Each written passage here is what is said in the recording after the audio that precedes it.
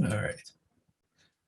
All right. Okay. So this is tutorial 2, and we will go over the two main results that we have that establishes the main winning strategy for NIM. Okay. So there are two results that gives you that.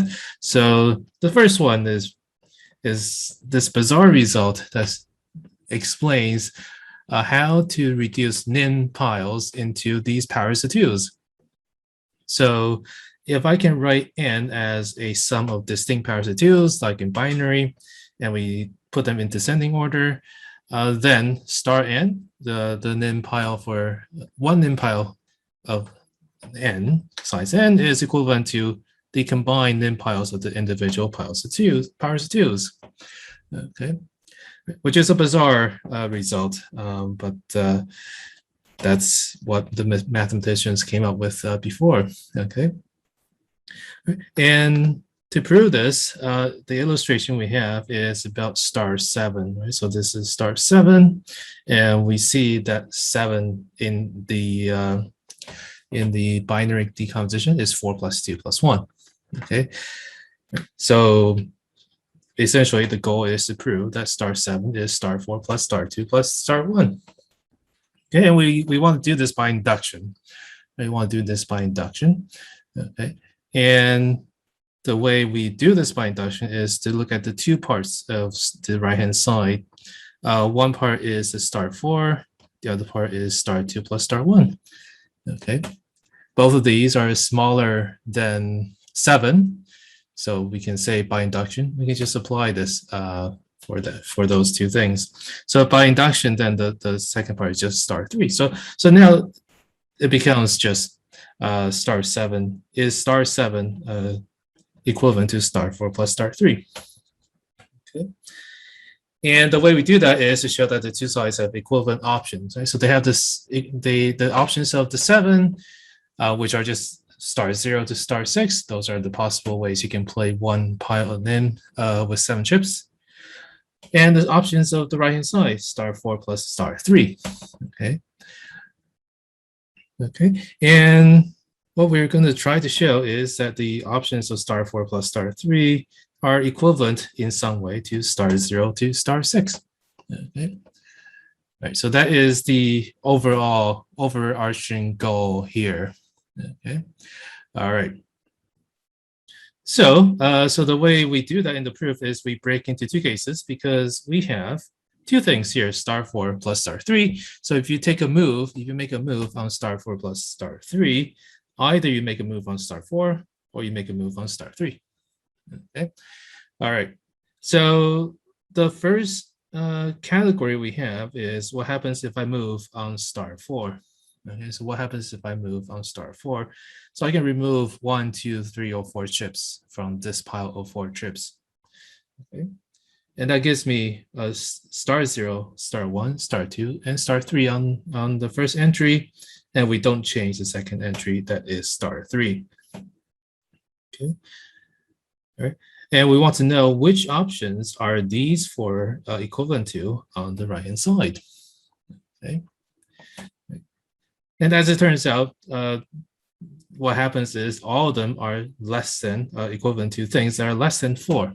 Okay? All of them are less than 4. Okay? So the reason why it is less than 4 is that there are two parts to each sum. The first part is you take away from 4, so that's why that is less than 4.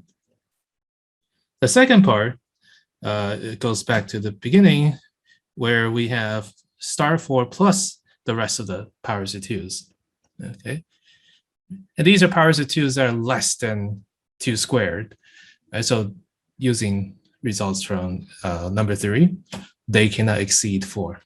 Okay, so this one cannot be. So this star 3 here is not going to exceed 4. So both of these are less than 4.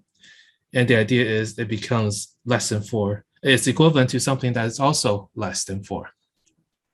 Okay. And then the proof. So the first part of the proof, if you look at the general form, right? So we are looking at star I plus star Q, where I is what you get when you remove some chips from the first pile. The second pile is fixed. Okay. And what we did is, what did we say here? Yeah, so because they are both less than n, we can use induction to say that the theorem holds for these two, right? So we can do that. Okay. So this is the part where we say because both I and Q are less than 2 to the A1, the largest power 2 that is in the sum of n, that means that our lemma says there's some on the right hand side. So this is our I. So I guess I should say this is I. This part is I, and this part is Q, and this part is R. Ri. Okay. So this right hand side here is also less than 2 to the A1. Okay, so less than the largest power of 2. Okay.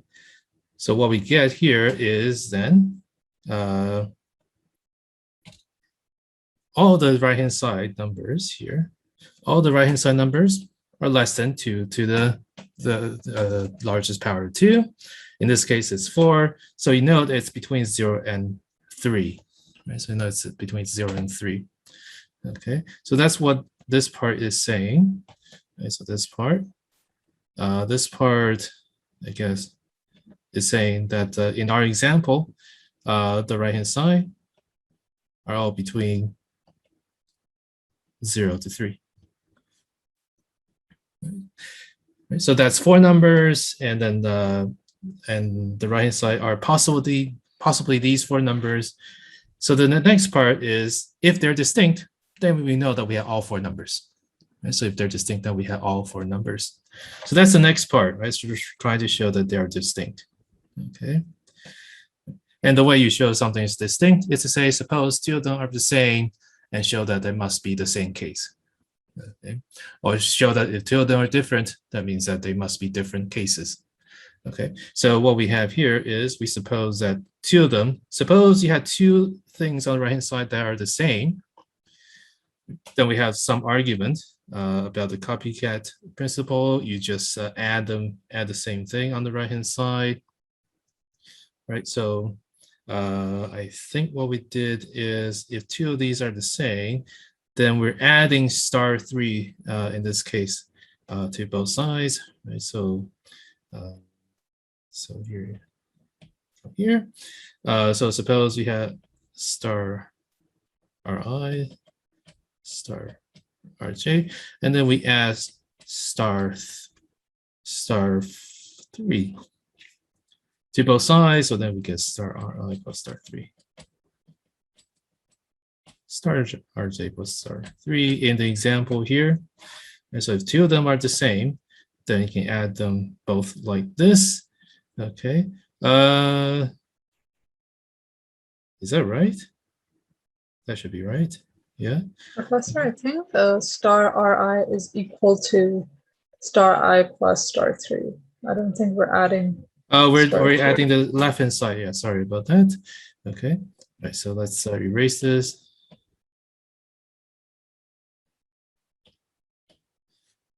So we're supposing that 2 of these are the same, and then we're saying suppose so that means that we have yeah, suppose 2 of these are the same, then what we have is looking at the left-hand side, and in this case, what we have is star I plus star Q, going to star J plus star Q. In this case, the Q is going to be star Q is going to be star 3.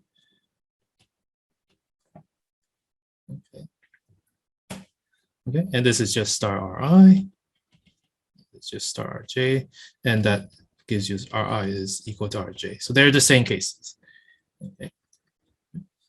So if 2 of these are on the right is the same, then the left-hand side is also the same.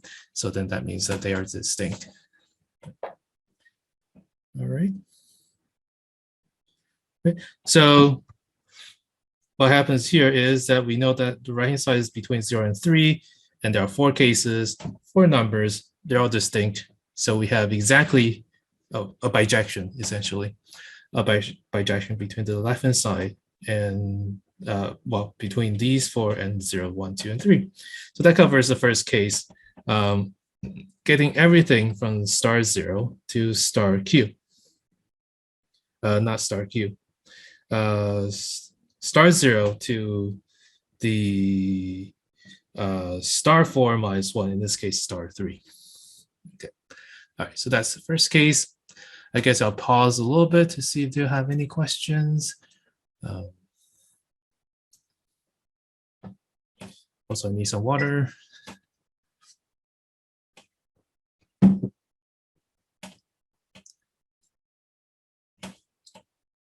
Okay. So that's what happens in the first case. So we move on the left-hand side, and we see that the result is we get the first few options of star 7. Okay. And the next part is we move on the right-hand side. So we move on to star 3. Right, so the first part is the same. So star 4 is the same. And star 3 becomes star 2, star 1, or star 0. Okay. Okay. And we're trying to show that this becomes the rest of the options of star 7. Right, so we're trying to show that it becomes the rest of the options of star 7. Okay. Right. And the main idea is fairly simple, right? So you have the 4 is supposed to be the largest power 2. Right, so you imagine 4 is here. And so this is 3-digit number, and this is representing the 4. Okay. Okay. And the rest of them, the 2, 1, and 0, they fill in these spots. Right? So they're less than 4. Right? So the 2, 1, and 0 are less than 4. So they fill in these spots there. Okay. So then they will never cancel out the 4.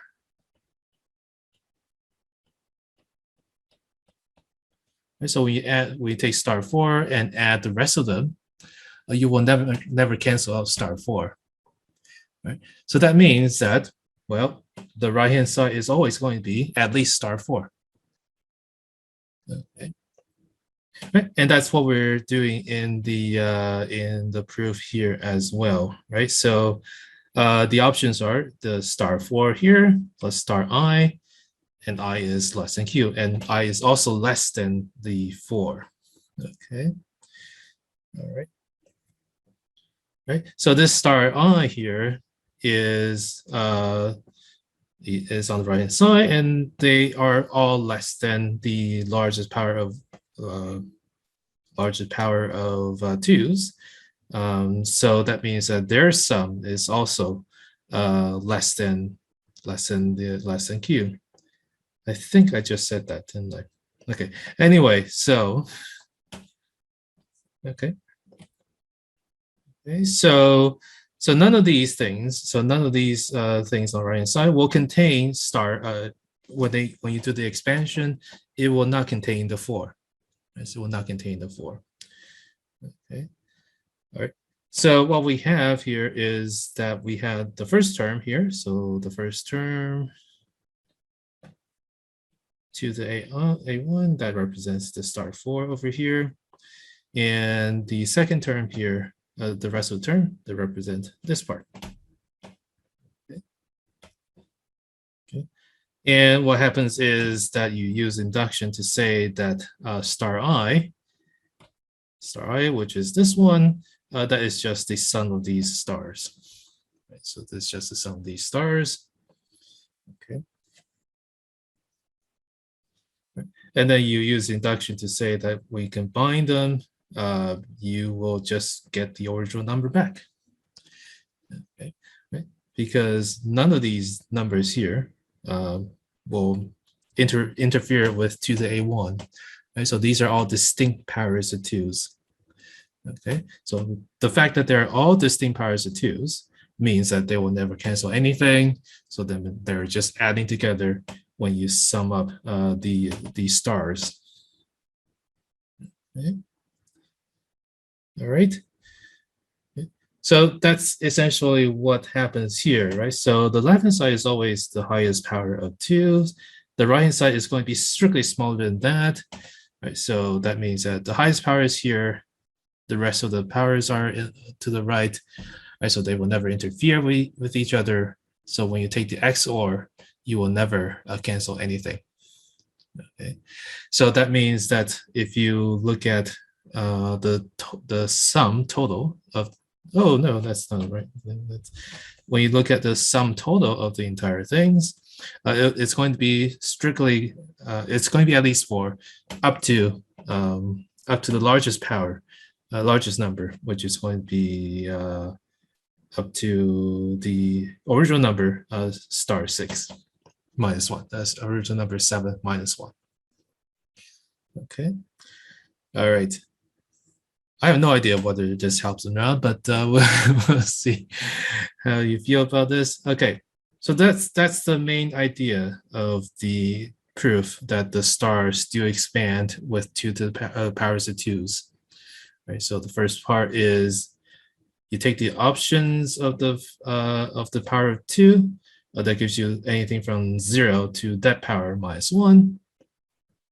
And then the second type of moves is on the right, on the second term. And these will give you equivalent options that are 4 or above, right? So the largest power 2 or above, right? So that covers everything. Right? So they have equivalent options. So that means that they are equivalent in the end. Right. So that is the really long proof of this theorem, just showing that this equivalence holds. All right.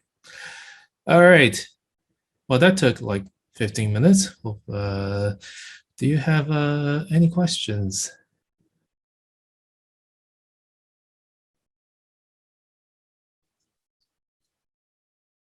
No idea if that made things better or worse, but it doesn't matter. Nobody asked any questions, so that's fine, right? So okay, all right. So that's the first part, showing that you can represent NIM piles in terms of powers of 2's. The next part is trying to find the winning move of a NIM game, right? So trying to find the winning move of the NIM game. So now that we have, so we have a NIM game like this, and suppose that we have figured out the number essentially, right? So what is it? What is the single pile it's equivalent to? Okay. All right. And what this lemma does is it's trying to figure out. So if this, so we have the theorem that says if the right hand side is positive, then it must be a winning game, right? So it's 0, it's a losing game. It's positive, that's a winning game. So that means that there is a move, there's a possible move to a losing game, which is going to be star 0. Okay.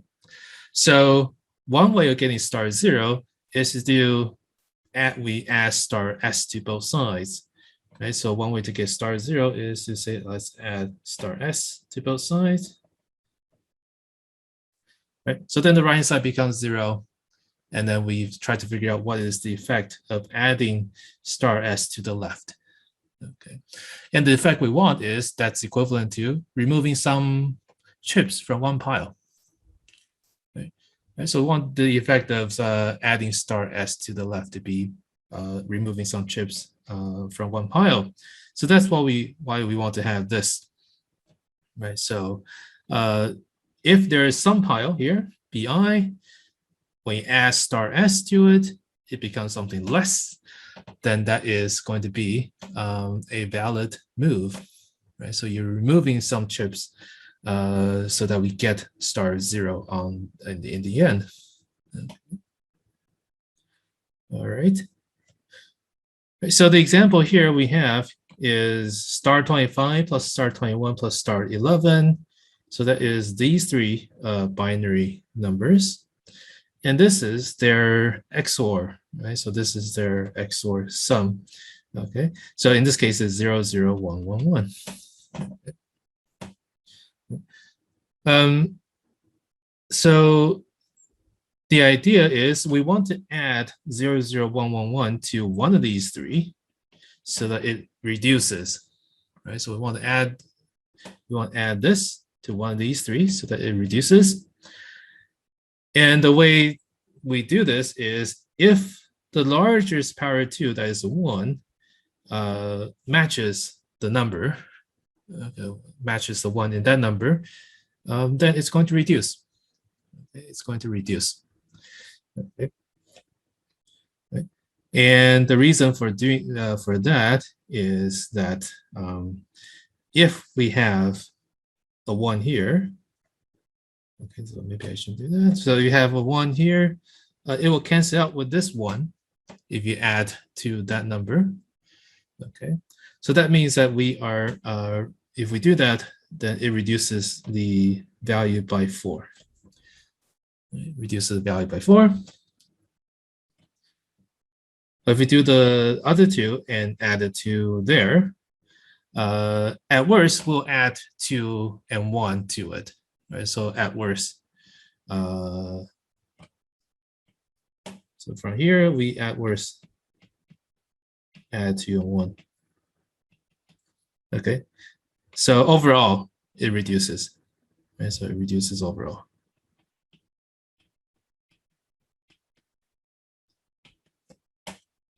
Okay. Right, so that is what we are doing here, right? So we're trying to find the winning move. So the way we do this is add star S to both sides and try to figure out, can we get a pile of chips to reduce? And the way to do that is to look for the largest power ones to match one of the numbers. Okay. And so that's what we're trying to do in the proof here, right? So we're supposing that S is this sum of powers of 2's. And this largest part here, to the A1, will appear in the binary expansions of some number, right? Because that's what happens. Okay.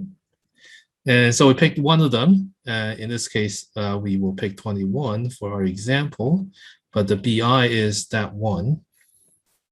Okay. So what happens here is we're making the same, making this argument. We take the BI and add S to it. Okay, and suppose we get T. And what happens is that what we're saying here is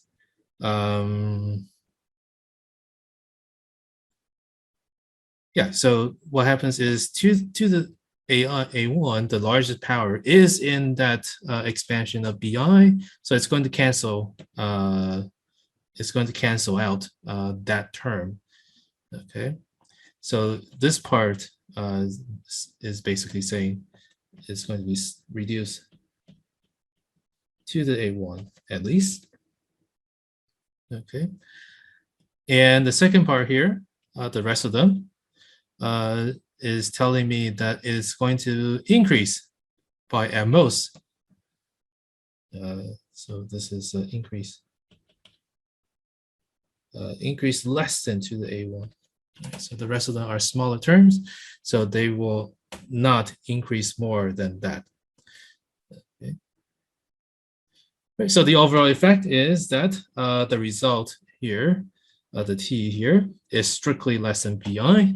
So that means that our move is going to reduce the pile BI down to something. Okay. All right.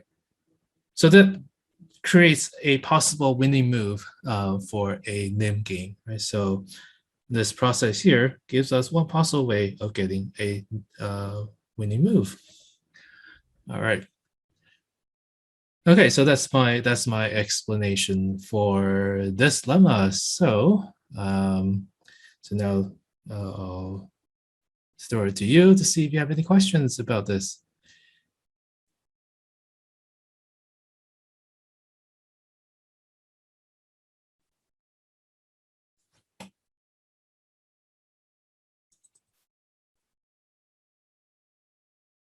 Excellent. I'm glad it's helpful. I give an example of winning game moves? We can make a random example if you want to do that. You do that. So let's separate this. So example. So when I say winning game, winning move, that means that I'm moving to a losing game. So regardless of what the other player does, it will give me a winning game again, and then I can apply it to get another winning move.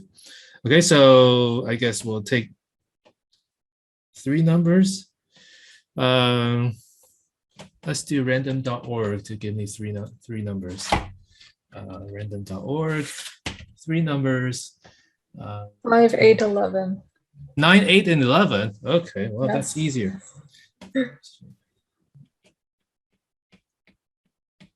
All right, 9, 8, and 11. So if you look at the binary expansions, binary values, we get, yeah. Right, so what we get here is 9. 9 gives you 101, I think. Right? So, no, 1001. 1001. Right, because that's 1, 2, 4, 8. Right, so 9 is that, and 8 is going to be 1000. 11 is 9 plus 2, so that's going 1011. Okay. So if you take the named sum of this, right? So then that gives me, there are 3 of them in the first entry, so that's 1, 0, 1, 0. Right, so that is our result. What is this one? This is 8, 9, 10. This is 10. So 9 plus 8 plus 11 is equal to 10. Okay. All right. So so we are looking at the largest power 2, that is in 10. That's 1. In this case, it matches the 1 in all 3 numbers, so we can get a winning move from any of these 3 numbers here. Okay. So for example, if I take 9 and 10, then star 9. I guess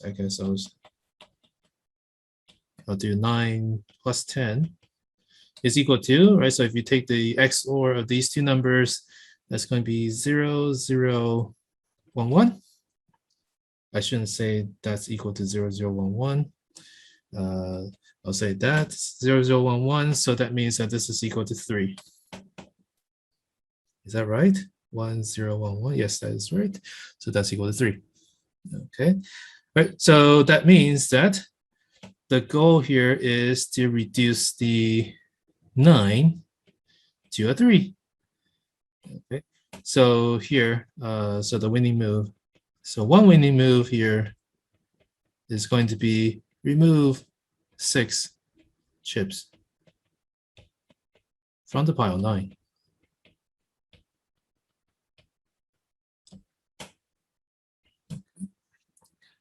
Right, so you want to reduce 9 to 6, 9 to 3, so you need to remove 6 from there. Okay. All right. Okay, and you can do a similar thing to 8 and 11 as well, because they all have the 1s in there in the correct positions. So you can get a winning move by removing chips from 8 or removing chips from 11 as well. Okay, so in this case, there are 3 possible winning moves. Professor, I have a question. Yeah. So when we're asked for a winning strategy, do we just give like the first winning move, or do we have to like play the entire game and tell, okay, this is how you win? So when we say a winning strategy, so maybe that's a good idea to write that down. So when we say a winning strategy, that means that we always get a winning game. Right, so we alternate between the 2, right? So the 2 players. Right, so first player will pass to the second player, then pass to the first player, etc., etc. If one player has a winning strategy, that means that they will always get the winning game, right? So each time it passes to them, it's a winning game or a losing game. So we always get a winning game each time. Okay. All right. So So the way this works is we get a winning game.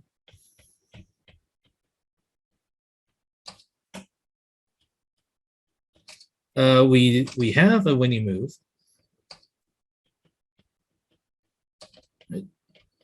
Right? So any winning game will have a winning move. And what it does is that a winning move will move the game to a losing game. Right? So this becomes a losing game.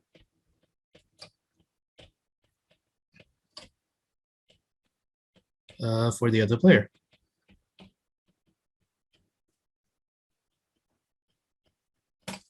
Right? So that means that no matter what we do, we will pass on a losing game to the other player. And the nature of a losing game is, regardless of how you play it, it will end with a winning game. Right? So that's the definition of a losing game. So regardless of how they play,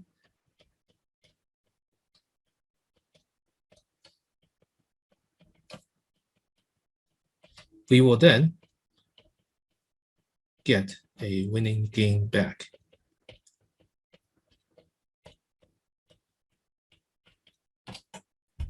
And then so on and so forth. We get a winning game, we'll execute a winning move, and then that results in a losing game for the other player. They will send us back another winning game, and that is our winning strategy. And so we will always win if we get a winning game.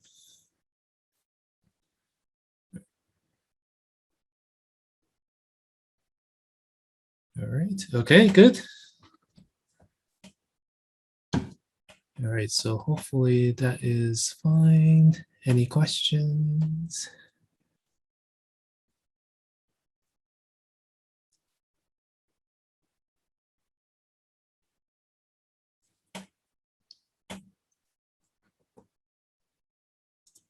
So for example, like in this example, in the star 9 plus star 8 plus star 11, we're asked to give a winning strategy. So we just give like the first winning move, which is, remove 6 chips from the 9 pile to get 3. This is a winning strategy. We don't have to go iterate through every single. No, yeah. yeah, just the first move, because that's all you need, right? So you need to make one move that gives a losing game, and the rest will be kind of recursive. It will go down.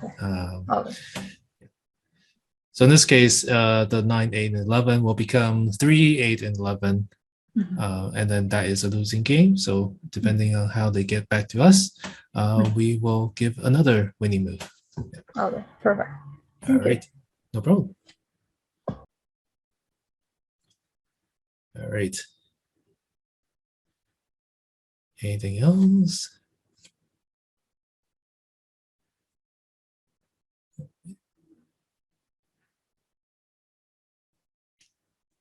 All right, so there's also a comment on Piazza asking me to motivate why we want to consider powers of twos in terms of the NIM game. And unfortunately, I don't have a good answer for this one. The only good answer is somebody very smart came up with it. And they probably played with the game quite a bit, discovered some ways of getting a winning move, and discovered this property about using powers of twos in dealing with NIM. And somehow that means that it extends to all possible impartial games as well, right? Which is one of those very nifty mathematical facts, but we have no idea how they come up with it. I think I tried to think about why somebody might think about using powers of twos. I can't reason it myself, and from the literature that I've read, most of them will just go straight on to the powers of twos directly from the talking about NIM. So as far as motivation goes, unfortunately, I don't have a good answer for that one. Yeah. Sometimes just have to trust the people in the past who are much smarter than we are, or at least much smarter than I am. You guys could be very smart. So unfortunately, I don't have a good answer for that one. Okay. All right. Good. All right. We still have like 10 minutes. So anything else you would like to ask?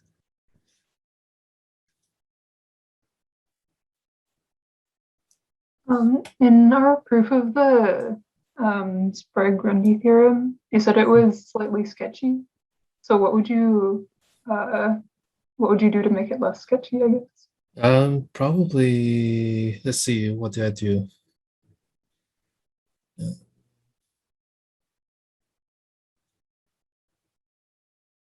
I think it's just I skip all the details, but most of the details are already in there. So let's see. So I think so certainly it's an induction, and so it's an induction. So you probably want to formalize the induction, saying it's by the simplicity of the game.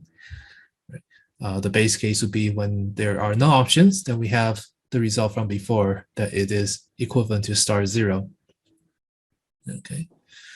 All right. And then the next part is to have a general impartial game. Let's say it's G. If it's an impartial game, we know it has options. So we list all the options they have. Okay, so that's all the options you have, G1 to GK. Okay.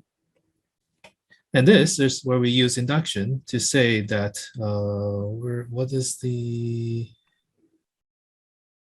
thing? Yeah, so if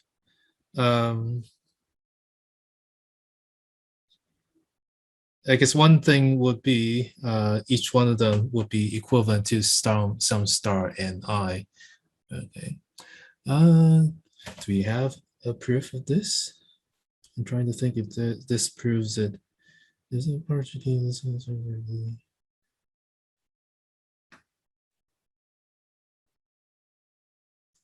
Oh, but this is an induction. So, oh, right. So, sorry. So this is an induction. So because these are simpler than G, then by our induction on the statement of the Sprague-Grundy theorem, it is equivalent to some poker name game star n. Right? So for each GI, it is equivalent to star ni.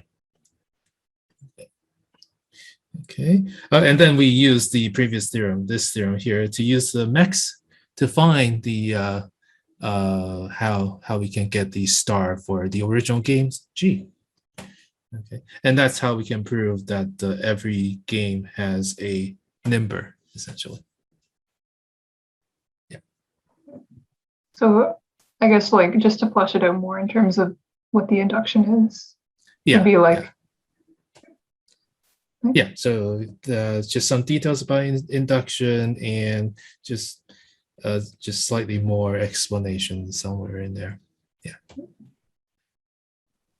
Professor, I have a question about this as well.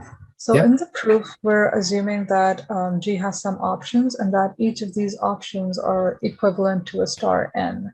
So we're not really proving how these options are equivalent to star n. No, we're not proving how did we get to it?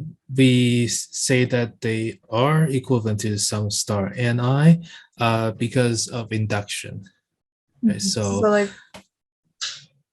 how are we assuming that, like, by induction? Like, we're just that's just our hypothesis. Right. So the statement here is any impartial game is equivalent to some poker name game star n. Okay. So the induction hypothesis would be if you have G, and the hypothesis is going to be anything simpler than G is going to satisfy the statement of the theorem. Okay. Right. So the statement of the theorem is saying anything simpler than G will be equivalent to some poker name game star n. Okay. Yeah. So that's how we can apply induction there. That's the nice thing about induction. I can magically get these results here, right? Yeah. So these are simpler than G. So by induction, each of them is going to be equivalent to some star ni. I've also noticed this for like most of our induction proofs. We try to assume something for the simpler game and then say, okay, this works for G as well. So is this like the strategy we're expected to adopt for induction? Yeah, that's generally how induction works. Yeah, so how induction works is you take your take your game or in general, just anything, make it simpler or make it smaller.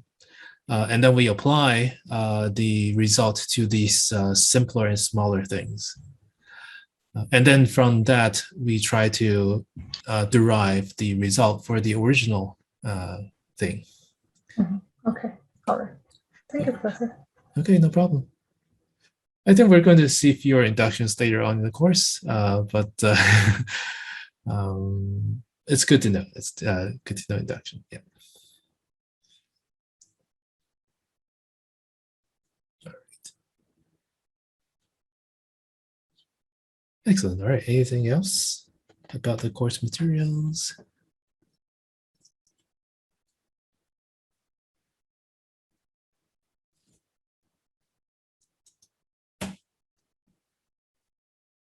If you look ahead at this week's lectures, we have one lecture more on impartial games, and then we switch to a new topic. So it's going to be strategic games. It's more numerical, but it's also more applicable, I suppose. So hopefully that will be that'll be a fun thing. Oh, Professor, I have another question. Yeah. Sorry. So when we say that any impartial game G is equivalent to a poker NIM, and earlier we proved that it doesn't really matter if it's just a regular game of NIM or a poker NIM. So why does it matter over here in the theorem that an impartial game G is equivalent to a poker NIM as opposed to a regular NIM when it doesn't really matter? So the idea is poker NIM is not really not exactly an impartial game. So I had to specify that it has to be a poker NIM here. It's mainly because of the max function. Yeah, the max function. When you apply the max function, you could increase the number of chips in the pile. Right? So that's why we can't just say straight out NIM because you generally can't increase the piles in NIM, but you can do that for poker NIM. So okay. That's why we had to include that. Yeah. All right. Perfect. Thank you. Yeah.